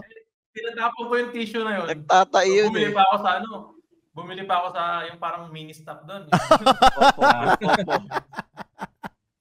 Yung popo. Tapos pagbalik ko, ayos na. Kala ko Dalawa. last na yun. Ah. Kasi yung pinaka-last na quest na yun, hindi na tissue yung hinahanap niya. Boxers. Parang brick na yan. Putang ina. Ano ba to? Ano ba to? Best part ba to o nitpick? Hindi, pinaka-paborito kong side quest. Paborito. Okay. Tapos yung mga paborito ko pa yung sa buong Yakuza ba? Buong Yakuza, no? Oo, in totality. Yung cabaret sa Yakuza 0, in-addict ko yun. Tsaka yung sa Like a Dragon, yun yung pinaka-in-addict ko yung Business. realty. Business. Ichiban Holdings. Bigyan ka ng mga property. Parang Grabe nung ilang oras din ako dyan. sobrang taas ng stocks ko. Feeling kong yaman ko talaga eh. Matututo kayo, no? Parang pera doon. kahit wala kang negosyo, parang, alam mo yun, minsan, umabot ako sa punto na parang, kahit isang tao lang yung magpatakbo, basta green yung money, yung love, tsaka yung product, kikita ka pa din. Kasi akala ko dati, pag nag-hire ka ng mga magagaling na tao, kikita yan automatic, which is hindi naman. At sa totoong buhay, hindi rin naman talaga. 'Di ba? Kasi nasa allocation mo pa rin ng resources at ng produkto, ng budget, 'di ba? Matututo ko din eh. Tanginan to. Matututo ka talaga kahit na hindi ka nagne-negosyo, parang pwede mo i-apply in real life. Yung nandun sa Ichiban Holdings. Nag-top 1 din ako diyan, pare. Kinuha ko yung trophy. Ano po may trophy, no? May trophy yun eh. Kasi meron. Hindi mo makukuha si Eri pag hindi mo natapos yun. Hindi siya magiging playable character. Makukuha si Eri. Yun yung medyo nakakalungkot din na isang nitpick ko kasi pag nakuha mo si Eri, wala pa rin siya sa mga cutscene. Hindi kasi siya meant talaga nakasama, no? Pero sana kung nadagdag nila yon, ang ganda sanang attention to detail na nandun si Eri. Kahit wala siyang pakialam dun sa buong nangyayari sa Yakuza. Kasi hindi naman talaga siya kasama. Ano ba yung mga paborito ko doon? Yung kwento ni Makoto. Yan, grabe. Grabe. Paborito. Ganda ng kwento ni Makoto. Sobra. Kay Oni-chan. Oo, yung Tachibana. di sila nakita, boy, di ba? Umiyak ako nun, grabe. Bihira ako umiyak sa games, pero naiyak ako. Kita naman na sila, kaso wala, dead patay. Oo. Pinapaborito kong villain sa 2. Si Ryuji. Goda, no? Si Goda. Kasi halos lahat ng villain sa Yakuza namamatay sa huli. Oo. Ang pinaka-tumatak sa akin si Ryuji. Tsaka parang parang magka-level sila ni Kiryu. Rivalry kasi eh. More than Majima. Ito Talaga talaga silang dragon eh. Dalawang dragon. Totoo. Dragon ng Kansai yun, di ba? Oo. Kansai siya. Kansai. Masyadong marami, no? Sa Netflix na ako. Pangit pag sunod-sunod rin laro niyo Yakuza. Totoo. Nakakaumay. Totoo. Pwede ba dagdagan ko yung storya mo, pare? Dagdagan ko yung storya mo. You can butt in kung may mali ako masasabi or kung magdi-disagree kayo. Pero nung nilaro ko kasi yung Kiwami 1 heading towards Kiwami 2, nawala ng bigat sa akin masyado yung Kiwami 2 kasi naramdaman ko na parang hindi na nag-develop yung character ni Kiryu. Parang nagkaroon na lang siya ng mga ibang problema at kung sinong gustong kumanti sa kanya, yun yung kalaban natin. Pero when it comes to yung overall development ni Kiryu, parang wala na masyado sa 2 or talagang hindi na ganon kaganda rin kasi hindi naman sa hindi kaganda, hindi ganon nagbago yung gameplay. Kasi ulit-ulit lang din eh, 'di ba? Yun din naman talaga yung gameplay. Yung sapakan, yung brawler, ganyan. Pero sa 2, muntik-muntikan nang magkaroon ng love life si si Kiryu. Yun yung ko eh. Bet ko yun. Sayang din. Anong pangalan? Gusto kong i-ship yung dalawang yun eh. Sino nga uli yun? Nasa isip ko. Ano yung babae? Yung si Koreano yun eh. Oo. Pero anak na yan, di ba? Si kasi si Kiryu, di ba, feeling mo wala siyang character development. Kasi wala na siya, parang Max out, Di ba parang si medyo Dragon max of- out na eh. Oo. Dragon of Dojima na siya. Oo. Peak na siya eh. Oo. Peak na. Oo. Tapos parang pababa na siya kasi matanda na siya eh. 40 plus na si Kiryu. So, naabot niya na yung peak niya. So, parang sa sarili niya, gusto niya maglaylo na. Kaya siya nagtayo ng orphanage. Oo. So, hindi mo talaga mararamdaman na may... Ang character development niya, parang pag-graduate, gusto niyang gumraduate ng Yakuza, ayaw niya nang maging maangas, gusto ko maging tahimik na. Yun yung character development niya. Kaya, inalagaan niya si Haruka. Oo. Kaya niya pinipilit protektahan yung orphanage na hanggang ngayon sa latest games, yun yung parang pinaka motivation niya, yung orphanage. Yun yung pinaka character development. Kaya parang lumabas. Ilang beses niyo yung Sorry, go. Go. Hindi, parang ilang beses na parang hindi na tungkol kay Kiryu yung nangyayari sa Kiwami 2. More like kung ano pa yung kayang ayusin na lang ni Kiryu versus kasi dun sa nangyari sa 1, pre. Kung imagine mo yung nangyari sa 1, nawalan siya ng kinikilalang tatay, oo. Tapos yung kapatid niya, tinraidor siya, di ba? Yung mga nangyari doon, kumpara mo sa Kiwami 2, parang ang layo ng bigat eh. At kaya ako yun nasabi, dahil from 0 to 1, halos same ng ng mga bigat ng pangyayari. 'Di ba? Sa 0, ang ganda rin ng build up, mas napaganda lalo nung 1, nung 2 medyo nawala. 'Yun. Doon din kasi siya, 'di ba? Para sa akin naman kasi sorry, go. Kasi yung si Kiryu, 'di ba, naging chairman siya ng Tojo. Oo. Tapos binigay niya agad. Doon sa malaking tao. Oo, yung anong pangalan nun? Kalimutan ko yung... Oo, basta yung malaking tao na nag-trader din yun eh. Oo. Yung ang kwento ng... Estrada? Yan. Tama. Yan. Tapos ang kwento kasi nung simula sa 3, 4, 5, 6, lagi na lang siya hinuhugot pabalik sa Yakuza. Napipilitan siyang bumalik dahil kailangan siya. Pero ayaw niya na talaga. Parang dinadrag pa rin siya sa Yakuza World kahit ayaw niya na eh. Sa Yakuza 3 nga, nasa Okinawa na siya eh. Probinsya na yun. Binabalik, hinihila pa rin siya sa Kamurocho. Gumagawa ng paraan yung no? Sa na mapunta ulit siya dun. Sa Yakuza 5, taxi driver na siya. Nahila pa siya pabalik sa Yakuza World. Pinipilit niya na umalis. Ay, oo pala kasi may 'di ba? May side quest sa 0 na yung fortune teller. Yung lahat ng mga magiging trabaho ni Kiryu in the future nandun yung magiging taxi driver siya, magpapatakbo siya ng orphanage. Taxi driver siya doon. Yun. So pinipilit niyang umalis pero binabalik siya hanggang ngayon.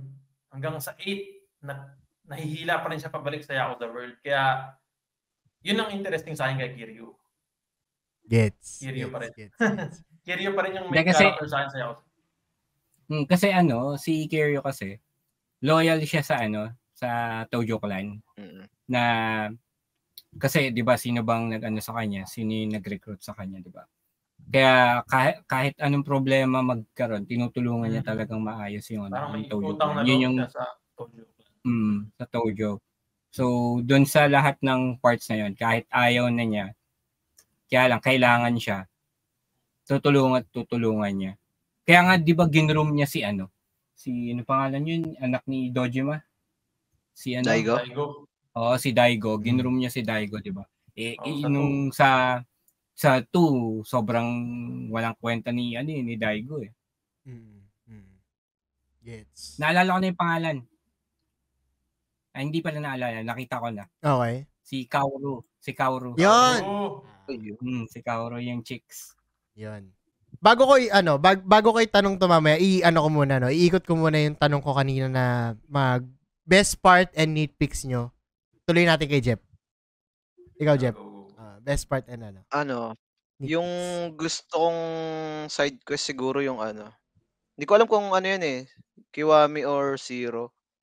Yung Black Thunder ba yun o Black Lightning? Yung grupo nung gorilla na nagpapatakbo sa sa Stardust, yung bouncer doon, yung gorilla. Saan game to?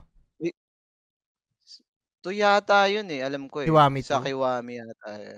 Hindi ko lang sure kung doon o Basta yung ang nagulat ako doon, kilala mo si Mama, yung sa ano, Yung yung bar, yung oo, yung may-ari ng bar. yung Okama, yung Putik, ano, Okama yung kagrupo, oo, yun. kagrupo Kagrupo niya pala pala. yun nung ano. Oo, Putik, nagulat nagulat din ako ako. doon, sabi ko, putik. Parang ano siya, style Kiryu yun, tinalikuran niya yung pagiging gang leader niya. Mm. Oo. Nagtrabaho siya. Tapos hinahanap siya pala yung leader. Meron pa siya yung kapa nung ano, ang tawag doon, yung parang sa mga bikers, 'di ba? Pag yung sa ano, mga Mm. ganggang ng mga Oo. bikers. Ayun yung nagulat lang ako na sabi ko, ayos pala 'to, may secret ano rin si Gory. Gory tawag ko dun, eh. May secret Kasi kamukha ni identity. Gory. Oo. Totoo. Nitpicks pare, meron ka bang may babato? Nitpicks, siguro ano lang naman din, konti lang. Yung sa ano, sa Like a Dragon, parang sobrang nalalakyan ako. Ang lalayo ng mga taxi ano, Mga 'pag fast yung travel. nga Oo. oo, kahit sabihin mo fast travel tapos pupunta ka dun sa may kabilang side, parang ang layo pa rin nung ano, nung taxi, nung puwesto ng taxi. Pero yun lang naman, minimum ano lang din naman. Sa ano pre, pag nalaro mo yung Lost Judgment, sa Ijincho kasi yun eh. Parehas na lugar. Mm. Ang Dun sarap din. ang sarap mag-travel dun sa map nun kasi naka-skateboard ka na. Maganda. Yes. Ano, Nag-i-skateboard lang iniisip ako ko nga, sa sabi ko, buong wala bang ano dito, parang bike na sasakyan tapos kahit bikein mo na lang na gano'n. May fast GTA travel na yun naman pare. pala. Pag may bike, no? GTA Si na si yun. si CJ tapos nagti-tricks na siya. Oo.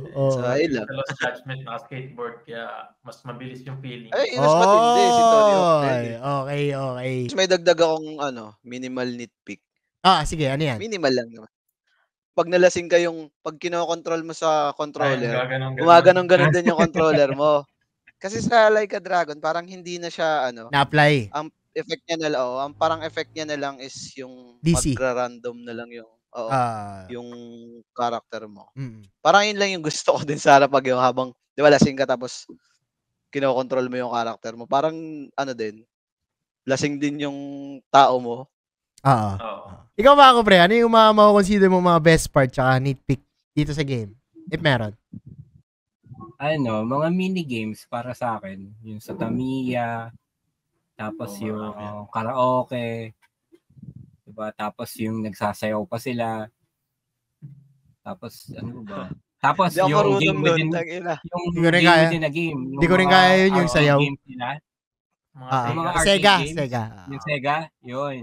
Minsan, Yung Virtua Fighter naglalaro nga, ako dun. pugong-pugo ako dun, eh. Totoo. Yung ano pre, Ayan. yung phone sex sa Yakuza 0. Isa pa yan. Ang kulit din nun. Parang walang Yung nagbabanggit bigla kang nung ano. gaganon ng telepono, no? Pag may ano, tara, tapos sasagutin mo ka. O kaya manonood ka ng ano, Madami. VHS. Oo, yan. Hindi pwedeng laruin sa umaga, pare. Yung Kiwami. Oo, Tangina. lalo na dito, may mga bata. Anong Yakuza yun? Yung parang magiging photographer ka tapos yung ano talaga, tao talaga yung ano. Graveyard photoshoot yun, pre. Sa 2 yun, 2.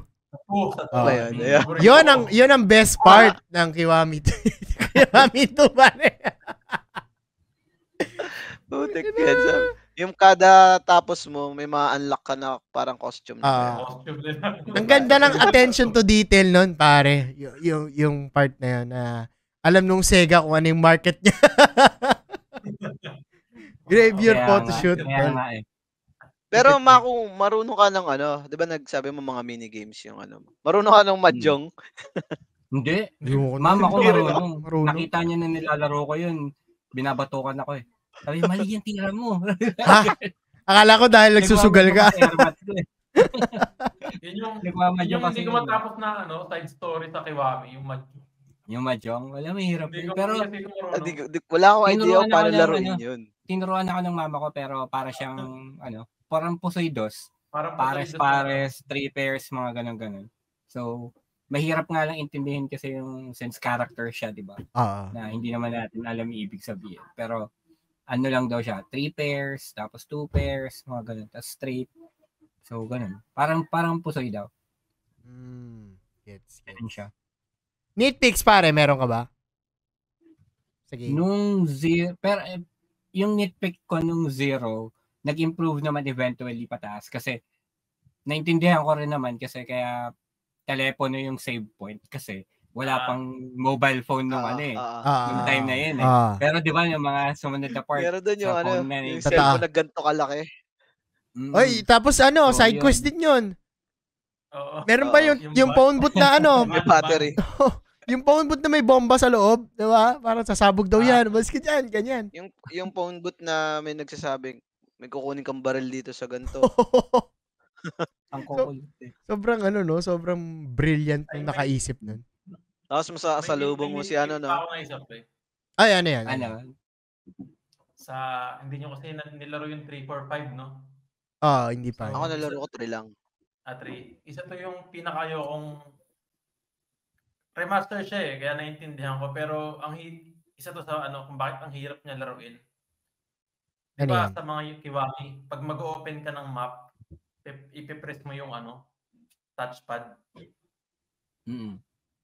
Sa 3, 4, 5, options, tapos i-click mo yung map. Malayo. Oo. Parang yung quality Parang ang dami mong pagdadaanan. 3, 4, 5, sobrang ang layo na kaya ang hirap niya laruin. Kinaga ko lang talaga yung 3, 4, 5. Dahil sa story, no? Yun.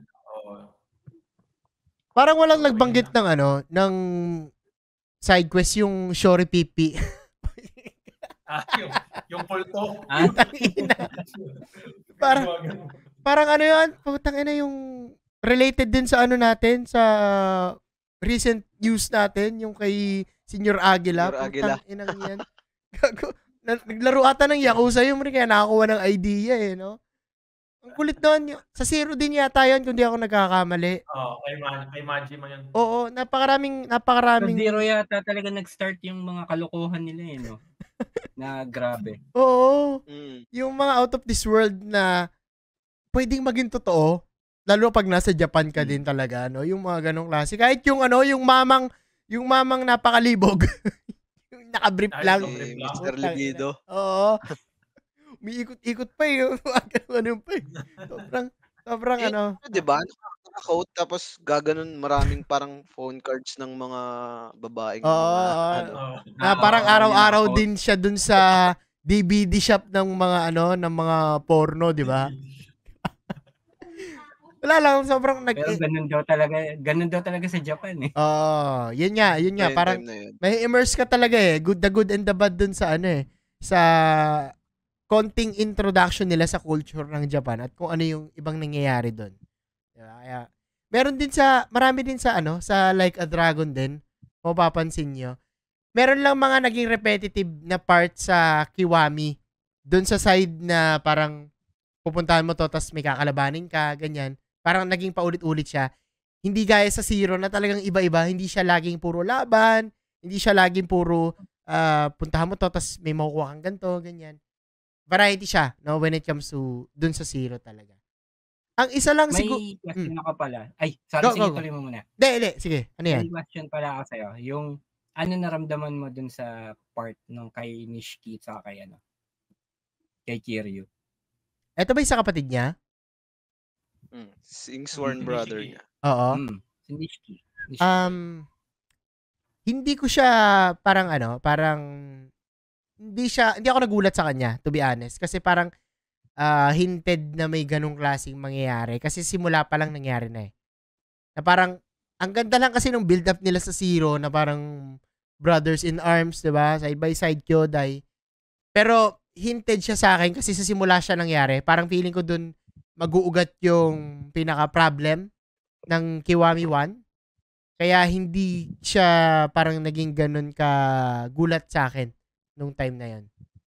Sa inyo ba? Sa akin yung nag-hook sa akin sa Yakuza, yung kwento nila ni Nishiki. Parang parang Naruto Sasuke. Oo. Diba? Tapos yung naging kalaban, yung nagbago yung ugali ni Nishiki, parang Aizen. Oo. Biglang nag-brush up, no? Na siya eh, di ba parang na-brainwash siya nung Unggoy, yung malaking taga-Omi. Ano kayo pangalan eh? Hindi, parang na rin siya, parang na rin ng power kasi may na rin siya eh. May katungkulan na rin siya eh. Na parang naungusan din kasi siya ni di ba? Ni Kiryu. Kaya Di ba sa tattoo nila? Kinukumpara din kasi siya, di ba? Kinukumpara siya kay Kiryu eh. Na kahit nasa kulungan si Kiryu, siya pa rin yung parang palaging binabanggit na Under. oo, itanong mo kay ganyan. O, ano, Pero alam ko yung gustong sabihin ni RD doon sa tattoo niya eh. ano Kasi yun? may ano yun eh, may parang May ano yun eh. meaning kasi yun. Di ba ang Oo. tattoo nila, dragon, kay Kiryu, Tsaka yung kay carp. Nishiki, Isda? Koi fish? carp. Koi Yung fish? koi. Basta yun. So, ang meaning kasi sa Japan nun, di ba si Kiryu, Yung dragon na, tatawid. parang Oo. great na siya. Si Nishiki, hindi pa, kaya parang isda pa lang siya. Tapos sa legend sa Japan, parang gano'n. Yung isda, may future na maging dragon. Parang tatawid siya sa kabilang ano. Oo. Pagkatawid niya doon na siya magiging parang dragon. Oo. Sa kabilang Kaya side. doon nakuha yung ano ni Gyarados. Oo, yun din. Ng Pokemon. Di ba si Magikarp, tapos pag nag-evolve, nagiging Gyarados. Gyarados. Oo, Ganda. tsaka Yun. yung fruit ni Kaido, di ba yung fruit ni Kaido, ang pangalan, parang fish yun eh, parang gano'n. One Piece na to One Piece na to. Okay. Oo.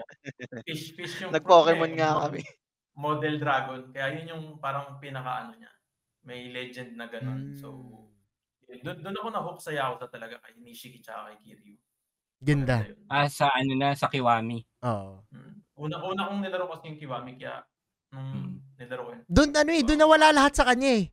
At nagkaroon siya ng iisang bawi lang, which is yung bata. Diba? Yung bata na inalagaan. Yung sa first love niya. Oo. First love niya kasi yung nanay nun. Yun. Oo. Si Yumi. Yun yung pinakasapak niya. Yung isang nitpick ko guys, and hindi ko alam kung mag-a-agree kayo, no? Siguro as a general statement, tingin nyo naging cash grab ba yung Yakuza series sa dami ng mga naging Yakuza games? Cash grab? Oo. Parang cash grab? Kasi lately lang sumigat yung Yakuza eh. Hindi, parang ang tagal na rin kasi and ang dami na rin talagang naging Yakuza. Parang ginawa bang gatasan ng Oo. Yakuza. Tingin nyo? Sa akin yung yung mga spin-off, pero yung main yung mga numbered series hindi. Kasi may kinikwento sila eh. May kailangan silang tapusing kwento eh.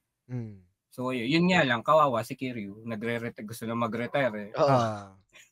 Pero nandun pa rin, di ba? Balik pa rin ng balik. Hindi ko masabing ginagatasan kasi hindi naman sila yearly mag-release eh. Inaalagaan nila yung franchise nila eh. Oo, yung projects nila.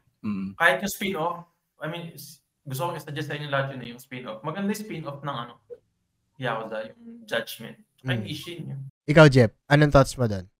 Sa akin, parang sakto lang din. Kasi, kagaya nga nung sinabi ni Mako, may may parang kwento talaga nila yung yung sa release nila, 'di ba? Parang uhugot sila ng gantong istorya sa kabilang Yakuza, yung mga previews. Tapos parang papalalimin pa nila na parang yung mo na, ay okay to ah. Parang gusto ko tong subaybayan ng hanggang sa parang magtapos yung pinaka niya. Kwento. Yun. Oo, yung parang kwento. Kasi nabanggit nyo rin naman kanina no, na parang hindi siya okay ituloy-tuloy, 'di ba, na laruin. And I think ang hirap ituloy-tuloy ng Yakuza. Most games naman talaga hindi siya meant ituloy-tuloy, no. Kailangan talaga din ng pahinga kasi mauumay ka when it comes to the gameplay, when it comes to kung paano mo siya laruin, no. Lalo na yung Kiwami hanggang 6, 'di ba? Puro Kiryu 'yon. May isang Yakuza na alam ko maraming protagonist eh. Yung 4 ata yun, hindi ako nagkakamali. 4 and 5. Overall sa Yakuza series, pare, ano yung considered yung top 3? No? Yung 3-2-1 ninyo. Ikaw muna, Mako. Ano yung mga consider mong top 3 mo sa kabuuan ng Yakuza series? Top 3? Sa akin siguro pagdating sa story. Sa story gusto ko yung kinahayat na ng 6, so 1 King 6.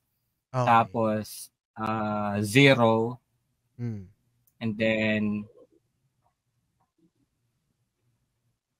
yung Like a Dragon ayoko i-include eh kasi hindi siya hindi siya nag-focus kay Kiryu eh. Okay. Kasi yung sa ko lang, yung irarank ko lang is yung focus kay Kiryu na story.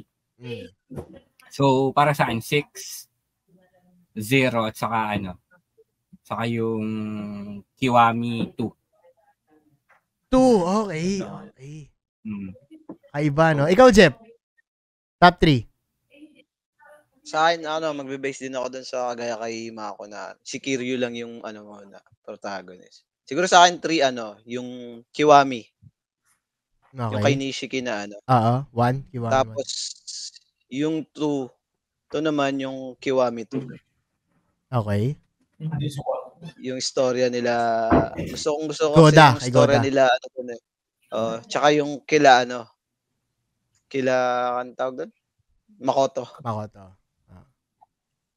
Tapos yung ang tawag doon? Top 1. Yung 1 ko is Zero. 0. Yung Understandable. pinaka-pista talaga ng Ikaw, RD? Top 3 mo sa Yakuza series? Zero, Lost Judgment, Like a Dragon. Oh, top 1 mo Like a Dragon. Hindi. Zero. 0. Okay. Tapos top 2 ko, Lost Judgment. Top 3 ko, Like a Dragon. Siguro magbabago yun kapag nalaro ko na yung Infinite Wealth. O Oo. kaya yung Ang ayoko lang kasi yung RGG, in-spoil nila yung mga mangyayari. Yung sa trailer, no? Oo, Ako yun Ang dami. trailer. Hindi Nagsisingaw yung tawag. Sabi ko si tawag RJ, huwag mo na panoorin habang nila? nasa barko ka pa nun. Ako hindi ko pinanood. Ang haba nun di ba? Ang haba nun. Yung release nila. Grabe. Yung trailer, no? Oo. Pero alam mo na, Kuya Balls, na nabalitaan mo na. Wala. Naka-shut off ako sa pinaka- Infinite Wealth. Hindi na namin babanggitin. Kasi nung pinapanood niya, nagbaba ako ng phone talaga. Parang hindi. Ayoko. Same thing with Spider-Man 2 na kahit nagwa-watch party kami sa Discord nila just noon. Nagbaba ako ng headset, hindi ko pinanood. Ayoko nung masyado nang binibenta sa akin yung loob ng game. Hindi naman na kailangan kasi parang nawawala na ng context. May mga ganyan gumagawa rin ng movie na hindi naman na kailangan para dun sa although gets para yun sa ibang hindi fan, pero para dun sa taong sold na hindi na kailangan. Parang hindi na kailangan. Ang hirap kasing ang hirap isipin ngayon kung anong ilalabas ng RGG sa 8 kasi binanggit nila yung mga taong nandun. Kung sino yung mga characters na nandun. Okay. Tapos binanggit nila yung may binanggit sila sa mga twist, may mga reveals. Pati Sabi ko, twist, grabe, okay. Pati cutscene, parang lahat na yata ng cutscene nung Ilang pinalabas minutes dun. yun. Iniisip ko, ano pang pwedeng ibigay ng RGG sa 8. Yun na lang iniisip ko eh. So alam ko na tong mga parts na to, kilala ko na kung sino yung mga mag-a-appear sa game. Ano yung may offer niya ni RGG? Anong story? Anong klaseng story? 'Di ba? Totoo. Tignan natin, malalaman natin pag lumabas na talaga yon. Pero sa ngayon, after ko siguro mag-6, gusto ko laruin yung A Man Who Erased His Name. Kasi sobrang curious ako dun sa na yun. Sa title na yun. Ganong kabigat yun sa akin. Yung pre, 345. Baka hindi ko na malaro, pre, kasi ewan ko na, yung mata ko eh. Pero baka, ko na lang. Hindi ko masabi sa ngayon, no? I-skip niyo pre, i-skip niyo yung 345. Alam ko, sa akin, hindi ko kayang igapang yung gameplay. Nalaro ko yung 3. Pero yung story-wise, ayos eh. Oo. Yung sa may pero, diba? Yung pag 3. in-spoil ko kayo sa 5, okay lang. Oo, kanina pa tayo spoiler territory, pare. Yung Gusto mo 345, ng okay lang malaking na ma-spoil. Gusto mong malaking spoiler, pre, sa kay Majima? Oh, sige, go! Go. Ano yan? Alam mo bang pre? Kasal na si Majima. Putong ina, hindi nga. Pero parang alam ko yan. Kanino? Oo. Sa character sa 5 yun. Koreana yun. Parang may nabasa akong ganun. Yung... Hindi kayo Makoto? Parang may anak pa nga eh. May anak pa ba yun? Parang Wala. Divorce nila, ba? Nag-divorce din sila. Okay. Importanteng story siya sa sa 5? Oo. Kasi yung asawa ni Majima, yun yung boss ni Haruka. Naging idol kasi si Haruka eh. Ayun. Ay, oo. Yun yata yung Yung nagtuturtur. Good shit. Good shit. Kasi wala na kayong balak mag 3, 4, 5 eh. Kaya Oo. Pero wala kasi siya Pero sa di ba ano, may anak na si sa Haruka YouTube. doon? sa 6 yun. Anong, Sa sa 6. 6 pa ba yun? Hindi naman sa ano pare, Buti so na lang hindi narinig ni Kuya Bols. Hindi narinig ko anak ni Haruka. Hindi, anong Kala tawag ko doon? Hindi mo narinig. Hindi, ang tawag doon, hindi naman sa walang balak, pero parang hindi na lang tingkaya sa mata, tsaka sa gameplay. Mahirap talaga. Oo. Parang ganito rin yung ginawa ko sa Metal Gear series. Ini-skip ko na yung 1 and 2. Pinanood ko na siya, inintindi ko na lang. Yung sa NES, hindi ko na kasi kaya. Tapos tsaka ako Phantom Pain.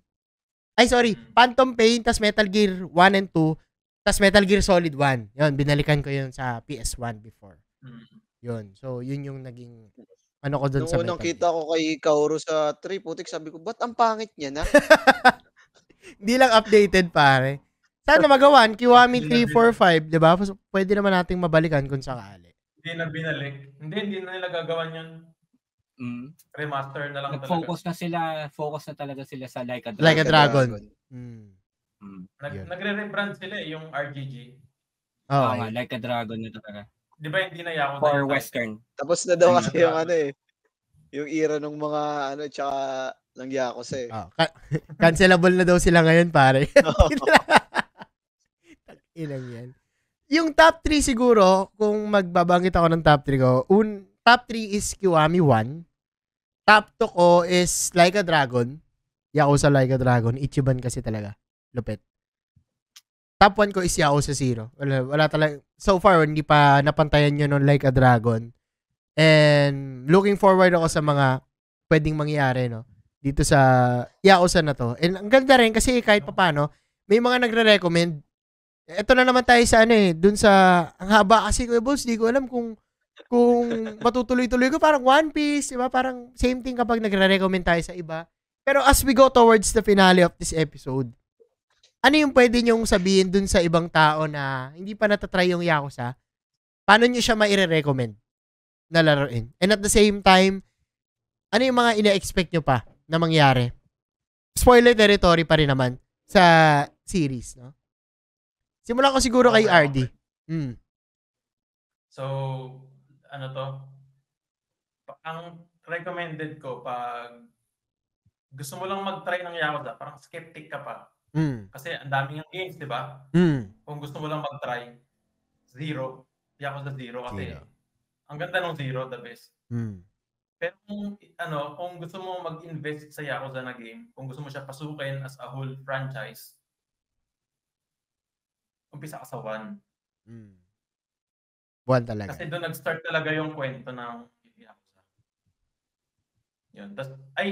Kung gusto mo rin pala yung kasama ka ng 0, kung skeptic ka din sa Yakuza, pwede mo rin i-try yung Ishin.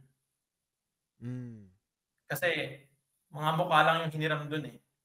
So, ma-experience mo pa rin yung Yakuza franchise, yung mga kung anong klaseng game yon, kung anong mechanics yung meron, nang hindi mo ginagalaw yung storya ng Yakuza. Andun pa rin yung parang pinaka-DNA ng Yakuza.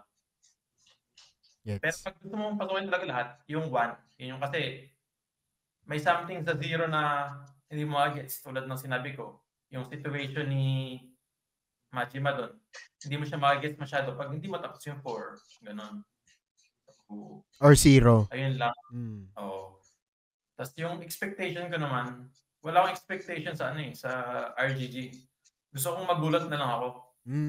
Kahit anong game pa yan, kahit 7 out of 10 pa yan, 6 out of 10, lalaruin ko yan eh. Yung 3, 4, 5 nga, nilaro ko eh. Gets. Kaya, hindi ako nag-expect. So, fell in love na ako sa ako sa franchise. So, ano na yan?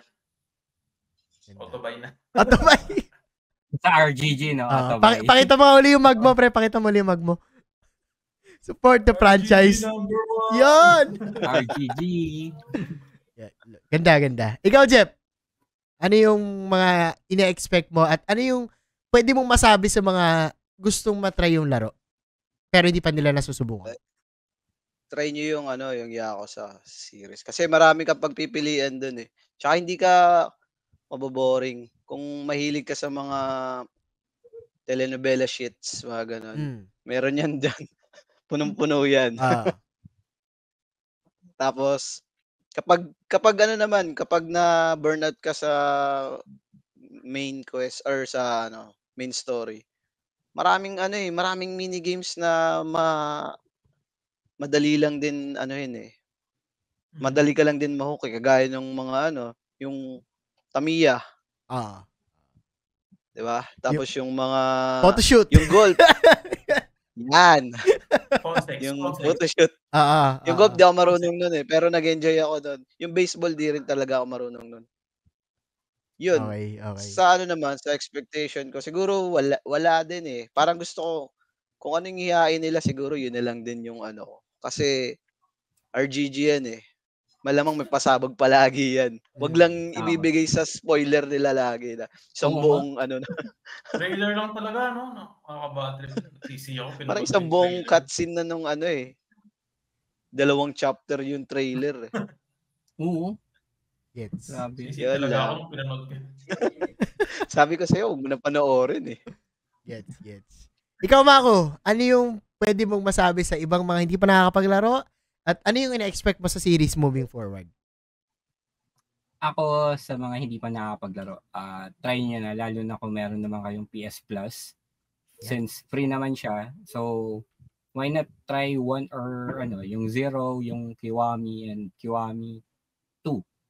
Wala namang mawawala kasi kung hindi nyo naman trip, pwede nyo try yung iba. Pero ang pinaka-selling point sa akin dito is if ever mahilig kayo sa sa story-driven na game, ayan, ma-advise ko talaga laruin nyo yung Yakuza. Para kayong nanonood ng teleserye nito. Tapos expectation siguro for Yakuza 8 or Like a Dragon.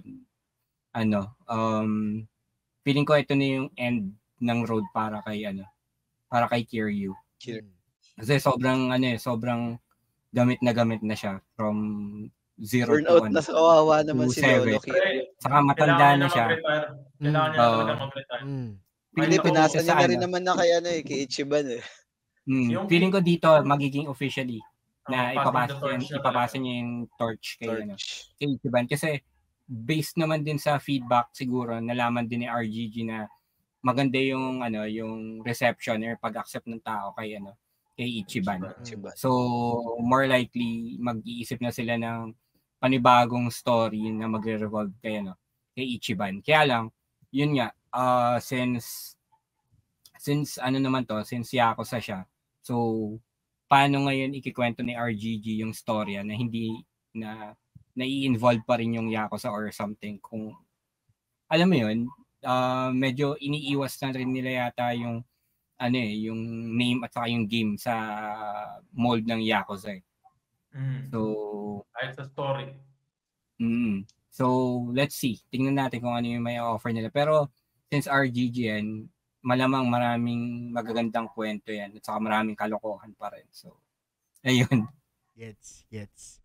Siguro nabanggit mo rin kasi yung expectation mo regarding kay Kiryu, and ipasok ko na rin doon yung gusto kong maging expectation, yung ending ng story, pare. Kasi yung kabuuan ng Yakuza, gets na maganda siya, yung mechanic, yung feels, yung gameplay, pero curious kasi ako kung paano siya magtatapos. Paano siya magtatapos sa kwento ni Kiryu, sa kwento ni Majima, hanggang kailan sila. No, kasi kung itutuloy-tuloy nila na yung pa rin yung recurring character, nawawala ng bigat yung mga pinagdaanan nila . Diba? Siguro ang kaya ko ibigay na reference dito is Thor Love and Thunder. Diba? After Endgame, naging Thor Love and Thunder, naging nakakatawa uling character na wala ng bigat yung pinagdaanan ni Thor sa Endgame. Hanggang kailan si Kiryu mapupunta dito sa shenanigans ng Yakuza? Si Majima. No? Yun yung gusto kong makita na matapos. No? Kasi kapag maganda yung isang franchise, kapag maganda yung isang story, kailangan ng ending. Hindi pwedeng wala. So yun yung hinahanap ko. Yun yung hinahanap ko sa ngayon. At kay Ichiban, maganda siya na maganda yung naging reception. Ang ganda ng Like a Dragon, totally for me. Pero hanggang saan or kailan yung talagang siya na yung magiging highlight? No, na wala nang tulong nito, wala nang tulong ni ganyan. Move Parang forward na hindi na tayo. siya nakatago sa shadow ni Kiryu, no? Hindi na siya nakatago kay Big Boss. Parang ganyan. Hindi na siya nakatago kay Mad Dog. Mga ganyan. Diba? Kasi ang laking factor, and pwede naman natin tong sabihin, no? Ang laking factor din sa Like a Dragon yung mga cameos ng mga character na to eh. Pero hindi ko sure kung magiging ganun ba yung reception ng tao kung hindi sila dumating. Diba? Kung solely focus tayo kay Ichiban. Maganda rin kasi talaga yung story ni Ichiban at yun yung gusto kong ma-flesh out sa ngayon. Ano yung mga kayang gawin nito ni Ichiban bilang main protagonist. No? Para sa mga hindi nakapaglaro naman ng Yakuza, para sa mga hindi pa nakakapaglaro at para sa mga gustong itry itong Yakuza, ang gusto ko sabihin is, kung naghahanap kayo ng love story, kung naghahanap kayo ng feels, kung ano bang pakiramdam ng nasa Japan ka, at the same time, through a video game, ito yung isa sa mga marirecommend ko. No? Yung pakiramdam ko sa Persona habang naglilibot ako sa Japan, in a way dito na-translate din siya. Mas realistic yung pakiramdam ko na umiikot dito sa Kamurocho, sa Sotenbori, sa Ejincho. Immerse ako. No, kasi in a way, yung mga nangyayari dito sa Yakuza, it's a breath of fresh air sa mga nakasanayan nating games. No, sa mga nakasanayan natin magpa-level lang, sa mga nakasanayan natin na puntahan dito, fetch quest, punta dito, provide. Dito iba, kasi may halong realism. May halo na makaka-relate ka. May uutang sa'yo, may kulto, tangina, may nagbubugbugan, may nambubuli, at kung paano mo i-resolve ba yun through the eyes of our main character. Yun yung isa sa mga bentahe sa akin ng Yakuza series. Lalong-lalo na sa Like a Dragon. Alam ko may mga part na, ano ba, bugbugan lang naman yan, Kuya Boss, yun lang yung gameplay eh. Pero pag tinignan nyo yung game outside the gameplay, no, makikita nyo doon yung bigat ng mga characters, yung mga storya nila. Yung bigat ng story ni Makoto, doon sa kapatid niya, kung ano ba yung pinaglalaban ni Mad Dog of Shimano, ano ba yung nangyari behind it. Kapag tinuloy-tuloy mo na, magmula sa Yakuza Zero, doon yung hook punch for me. Doon ka mau-hook punch. So, kung hindi nyo pa nalalaro yung Yakuza, try nyo na, pare. Try nyo na. Baka mitay. Gusto ko yung yung construction song ni Majima. Hindi ko na maalala yun. Majima. Ay, oo. Sa tula to, yung Kiwami to, di ba? Gumagano pa yun, Gumagano pa yun. May siyaw pa yun eh. Ang lupit. So, ayun guys. Maraming salamat sa pakikinig dito sa Yakuza series natin, no? Konting advertisement bago tayo matapos sa show. Again, you may rate this show dito sa kung saan naman ito napapakinggan, whether it be sa YouTube or sa Spotify. And sa ngayon guys, I'm proud to announce na yung Hyper Geek Podcast channel natin ay nasa Patreon na. So you can support Hyper Geek sa Patreon. No? Pag pinindot niya yan, murang-mura lang yan. Pag nakita niyo yung presyo dyan. At maraming salamat. Kasi sa ngayon, Hyper Geek is my main content and ito talaga, dito ako nakafocus sa ngayon, no? Para mapagkwentuhan pa natin lalo itong mga games na to, itong mga movies at series na mga napapanood natin. Kasi when we are hype about something, we cannot stop talking about it. Isa sa mga quirk pala ng pag-subscribe sa Patreon, guys, gusto kong i-highlight doon is kapag nag-subscribe kayo, pwede kayo makapasok sa Zero City Underground. Ito yung, kumbaga, group chat or exclusive community ng mga supporters natin sa Hyper Geek na talagang meron tayong sariling community. So, pwede tayong mag-usap-usap. Meron tayong sariling GC. So, yun yung pinaka gusto ko ibenta talaga dun sa Patreon, na makasali kayo dun sa group chat na yun para makapagkwentuhan tayo gaya ng mga ginagawa namin. Kasi sila Jeff, sila Mako yan, nandun din sila sa community chat na yun na talagang napagkakwentuhan namin itong mga ganitong klaseng chat. So, I hope I see you guys dun sa Underground City natin. No? ID, Jeff, Mako, ito, kung meron kayong mga gustong ihabol dito sa, natin, sa show natin, shout out, o kaya meron kayong gustong i-promote, dito na natin ilagay lahat, ibato natin lahat kung meron kayong mga message. ID ka muna kung meron. Ako wala naman. Ano lang. Pakinggan nyo lang yung Hyper Geek. Yan. Thank you, tol. Yan. Tuloy-tuloy lang. Jeff! Wala naman akong advertisement. Yan, good. Salamat din. Salamat din sa pagtanggap nung invitation ko dito sa podcast kasi alam ko kababalik mo lang mula sa Grand Line at syempre sakto din kasi na nandito ka at napaunlakan mo yung invitasyon ko dito sa podcast natin. So maraming salamat. Iya ako sa yan eh. Hindi pwedeng palampasin yan. Totoo. Salamat pare. Jeff, ikaw naman. Ayun, makinig kayo sa ano tawag nito? Hyper Geek. Saka mag-ano na rin kayo sa Patreon ni... Akala ko sa Cool Pals eh. Sa Patreon ni Kuya Balls na... Hyper Geek din ba yung Patreon mo? Hyper Geek with Kuya Balls pare. Kasi may Hyper Geek na eh. Taga Canada ata. Ay, meron na? Oo. Ayan, nilagyan ko with Kuya Balls. Yun. Hyper Geek with Kuya Balls. Yan. Mag-ano na rin kayo, subscribe kayo. Subscribe ba tawag doon? Support, subscribe. Support. Kahit pa man, no? Oo. Kahit ano naman. Yan. Salamat, pre. And ito, alam ko meron tong niluluto. Hindi ko alam kung i-spoil niya tayo. Pero, go ahead, Mako. Kung meron ka mang gusto i-shout out. Ano lang, shoutout ko lang yung mga pinsan ko. Inaantay na ako kasi maglalaro kami ng Dota ngayon. Oy! Pero may niluluto din kaming podcast. Kaming magpipinsan sa kapatid ko. So, hintayin nyo na lang. Pwede ko bigay yung name ng podcast. Yung podcast name namin is The Solo Q. So, yun. Mostly about gaming at saka esports. Iaano din namin yung esports. Yun. Pero I think magfo-focus yung esports mga news ng mga changes sa team sa Dota scene. So for example, movement ng mga players from one team to another team, mga ganun. Itatakan namin yan and then i-analyze namin. Kasi kami, medyo active kami pagdating sa TI, yung main Mako, may tanong ako. Mm.